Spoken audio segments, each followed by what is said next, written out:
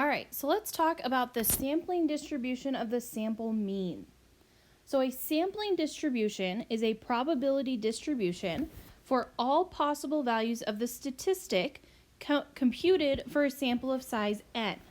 So this is where we take a sample of size n and we repeat that process until we have all samples of size n that are possible.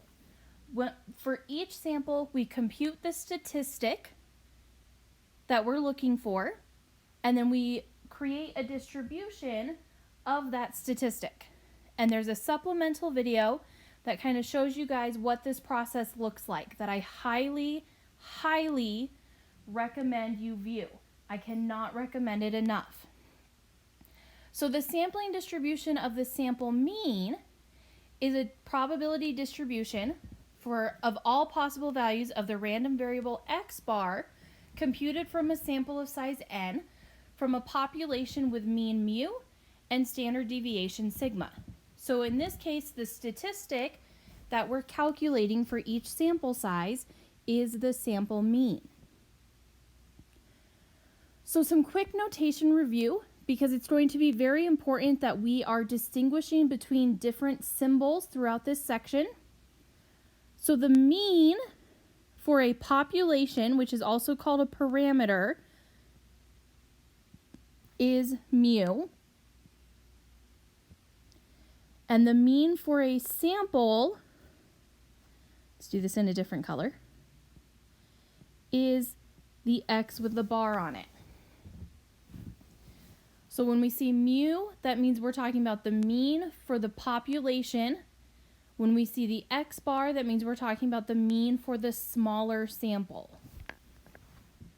And then the standard deviation of the population is the sigma, and the standard deviation of the sample is the lowercase s.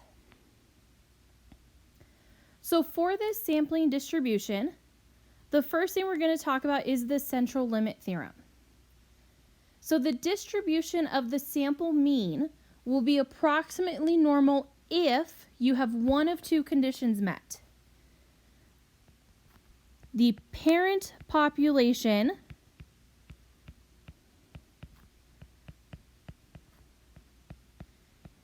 is normal, meaning the population that you are drawing this sample from is normal, or you are taking a sample of 30 or more people or individuals, whatever it is that you're sampling, not necessarily people. But as long as you have a sample size of at least 30, you will have a normally distributed sampling distribution of the sample mean. And we cannot do anything that we're going to do moving forward if we do not have a normal distribution. So we either need to know that the population we're drawing from is normal, or we need to make sure that we are sampling at least 30 people or individuals. So once we have created this distribution and we know it is normal, meaning it is bell-shaped. Remember, this normal distribution is a distribution that is bell-shaped. The mean of the distribution of all possible samples is going to be equal to the mean of the population. So this guy here stands for the mean of the sampling distribution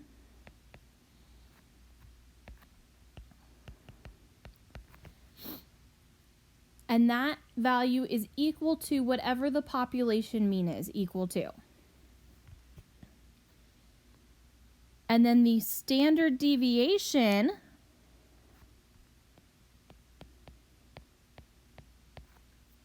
of the sampling distribution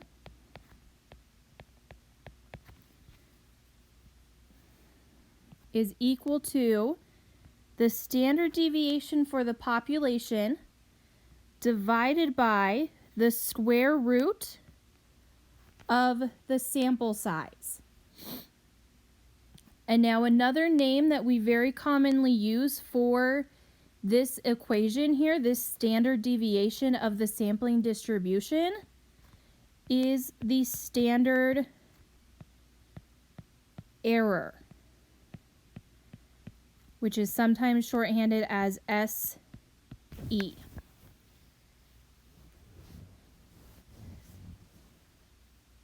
So you have the mean of all possible sample means, and then you have the standard deviation of all possible sample means, which is also known as the standard error.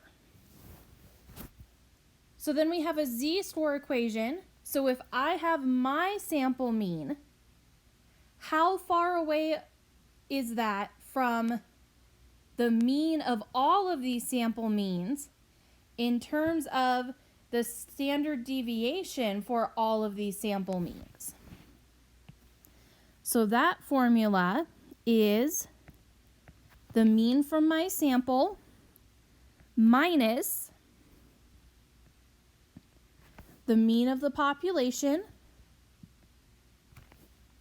divided by the standard error, which is sigma over the square root of n.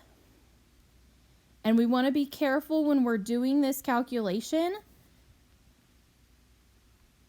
If it helps for you to put the top and the bottom pieces in parentheses like this, then go ahead and do it. Because if you try and just type this into a calculator, you're going to get the wrong answer. So this gives you a z-score so that you can then go forward and calculate probabilities associated with this distribution. Then, if you are working backwards, trying to find the sample mean that corresponds to a given probability or a percentile, you are going to find that sample mean by taking the z-score that you find using technology, using Excel, times the standard error plus the population mean. So these are the important things and the formulas that you need to know for a sampling distribution for a sample mean. In the next videos, we're going to go through an example of how to calculate a probability of a sampling distribution, and then also how to do a kind of working backwards problem using a sampling distribution.